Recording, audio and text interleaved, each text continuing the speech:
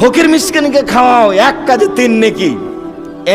এক, আল্লাহর পথে জিহাদ করলে যত নেকি হয়, ফকির মিসকিনকে খাওয়ালে তত নেকি হয়। দুই, রাতে তাহাজ্জুদ পড়লে যত নেকি হয়, ফকির মিসকিনকে খাওয়ালে তত নেকি হয়।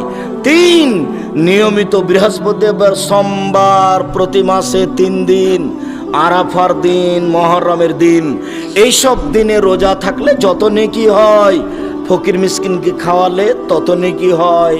এক কাজে 3 কাজ। 3টা কাজের বিনিময় বিশাল বিশাল বিশাল। এক, জিহাদ, বিনিময় জান্নাত। 2, রাতে তাহাজ্জুদ, বিনিময় জান্নাত। 3, কি বললাম, নফল সিয়াম, বিনিময় জান্নাত। তো এই 3টার সমন্বয়ে এক কাজ, কি বলেন তো? ফকির মিসকিনকে খাওয়া। ভালোই বুঝতে পেরেছি, 3টার সমন্বয়ে এক কাজ, একটাতে 3 কাজ। রাসূল সাল্লাল্লাহু আলাইহি ওয়াসাল্লাম বলছেন, পৃথিবীর মানুষ শোনো শোনো, ইন্না ফিল জান্নাতি লাগারাফ ইরা যাহিরা মিন বাতিনহা বাতিনা মিন জাহিরিহা।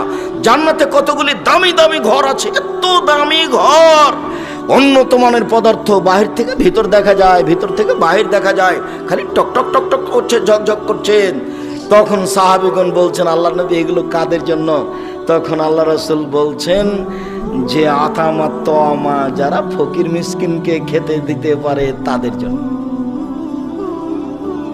যদি ওখানে আরো একটা কথা আছে, রাতে মানুষ যখন ঘুমায় তাহাজ্জুদ পড়ে যারা, তাদের জন্য।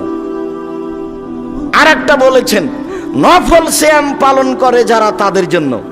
আর একটা বলেছেন মুখের ভাষা নরম যার, তাদের জন্য।